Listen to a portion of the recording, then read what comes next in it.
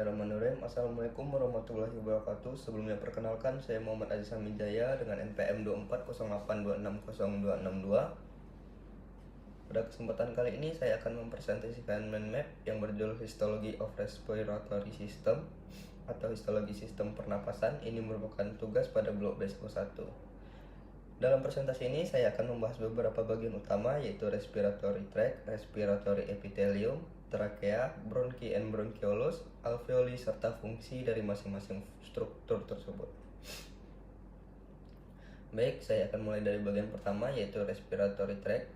Secara umum, sistem pernapasan dibagi menjadi dua bagian utama, yaitu conducting portion dan respiratory portion. Pertama, kita bahas conducting portion. Conducting portion terdiri dari nasal, cavity, pharynx, larynx, trakea, bronchi, dan bronchioles. Bagian ini berfungsi untuk mengantarkan udara menuju paru-paru. Selain itu, conducting portion juga membantu menyaring, menghangatkan, dan melembabkan udara yang masuk. Selanjutnya adalah respiratory portion yang terdiri dari respiratory bronchioles, alveolar duct, alveolar sac, dan alveoli. Bagian ini merupakan tempat utama terjadinya gas exchange, yaitu pertukaran oksigen dan karbon dioksida. Jadi secara sederhana, conducting portion itu berfungsi mengantar dan mempersiapkan udara, sedangkan respiratory portion berfungsi terutama dalam proses pertukaran gas. Selanjutnya kita masuk ke bagian respiratory epithelium. Sebagian besar conducting respiratory dilapisi oleh pseudostratified ciliated columnar epithelium atau epitel columnar bersilia bertingkat semu. Yang disebut bertingkat semu karena inti selnya berada pada posisi yang berbeda, sehingga terlihat seperti terdiri dari beberapa lapisan. Padahal sebenarnya semua sel tersebut tetap terhubung dengan basement membran. Di dalam respiratory epithelium terdapat beberapa jenis sel penting. Yang pertama adalah ciliated cell. Sel ini memiliki silia yang berfungsi menggerakkan mukus ke arah faring. Yang kedua adalah goblet cell, yang dimana goblet cell ini menghasilkan mukus, dan mukus ini berfungsi menangkap debu, mikroorganisme, dan partikel asing yang masuk bersama udara. Yang ketiga adalah basal cell. Basal cell berperan sebagai sel progenitor yang membantu proses regenerasi epitel respirasi.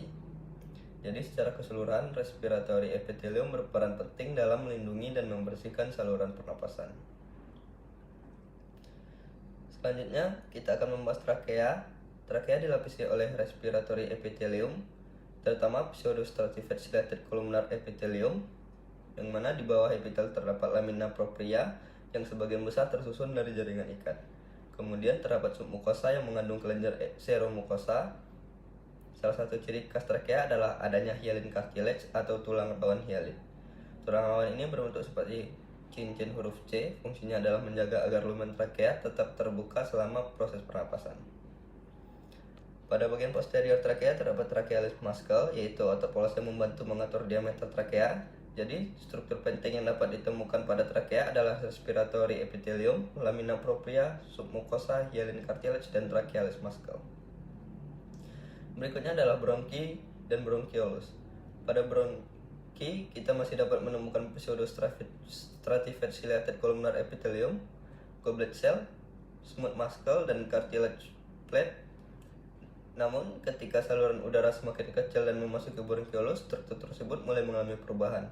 Pada bronchioles, itu cartilage sudah tidak ditemukan lagi karena submucosa juga tidak ada. Epitel pada bronchioles menjadi lebih sederhana, dan pada bronchioles yang lebih kecil, epitel dapat berubah menjadi simple cuboidal epithelium. Selain itu, terdapat club cell yang sebelumnya dikenal sebagai Clara cell. Club cell ini berfungsi menghasilkan zat-zat protektif dan membantu mempertahankan serta memperbaiki epitel bronchioles. Selanjutnya kita masuk ke bagian yang sangat penting, yaitu alveoli atau alveolus dalam bentuk tunggal. Alveoli merupakan tempat utama terjadinya gas exchange. Dinding alveoli dilapisi oleh simple squamous epithelium yang sangat tipis. Struktur yang tipis ini membantu proses difusi gas berlangsung dengan lebih mudah. Di dalam alveoli terdapat dua jenis pneumosit utama.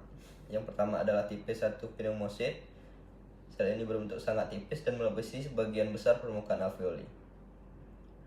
Fungsi utamanya adalah membantu proses difusi oksigen dan karbon dioksida. Yang kedua adalah tipe 2 pneumosid. Sel ini memiliki bentuk yang lebih kuboid dan berfungsi menghasilkan surfaktan. Surfaktan ini sendiri berfungsi menurunkan tegangan permukaan di alveolus. Dengan begitu, surfaktan membantu mencegah alveolus mengalami kolaps, terutama saat ekspirasi. Selanjutnya adalah blood-air barrier atau sawar darah udara. Blood-air barrier merupakan struktur yang sangat tipis, yang dimana struktur ini memungkinkan pertukaran gas berlangsung secara efisien antara udara di dalam alveolus dan darah di dalam kapiler. Komponen utama blood-air barrier terdiri dari 3 bagian. Pertama ada tipe 1 pneumosid, kedua ada basement membran, dan yang ketiga adalah capillary endothelium. Karena strukturnya sangat tipis, oksigen dapat berdifusi dari alveolus ke dalam darah. Sebaliknya, karbon dioksida juga dapat berdifusi dari darah menuju alveolus untuk dikeluarkan saat ekspirasi. Jadi blood-air barrier ini sangat penting dalam mendukung proses gas exchange. Selanjutnya kita akan membahas fungsi sistem pernapasan berdasarkan struktur histologinya. Fungsi pertama adalah air conduction, yaitu mengantarkan udara. Fungsi kedua adalah filtrasi, yaitu menyaring partikel dan mikroorganisme. Fungsi ketiga adalah warming, yaitu menghangatkan udara yang masuk. Fungsi keempat adalah humidification, yaitu melembabkan udara. Fungsi kelima adalah protection. Perlindungan ini dilakukan oleh mukus, makrofag, dan silia, dan berbagai mekanisme pertahanan lainnya. Fungsi yang paling utama adalah gas exchange, yang terutama terjadi di alveoli. Jadi setiap struktur histologis pada sistem pernapasan memiliki hubungan yang erat dengan fungsi fisiologisnya.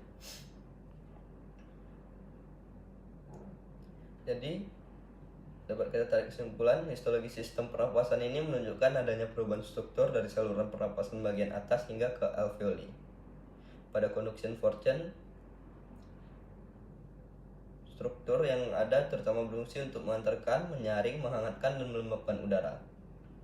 Semakin kecil ukuran saluran pernapasan, epitel yang melepisinya menjadi semakin sederhana.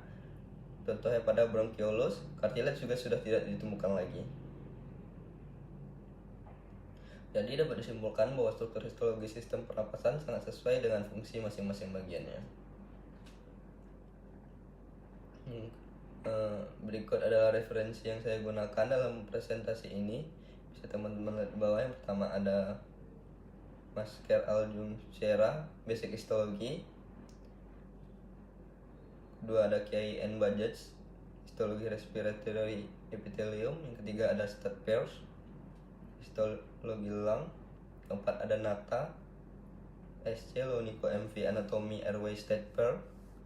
Dan referensi tersebut digunakan sebagai dasar untuk menjelaskan struktur histologis respiratory epithelium, trakea, bronchus, bronchiolus, dan alveoli. Mungkin demikian presentasi saya mengenai histologi of respiratory system. Semoga presentasi ini dapat membantu kita memahami hubungan antara struktur histologis dan fungsi sistem pernapasan. Terima kasih atas perhatian.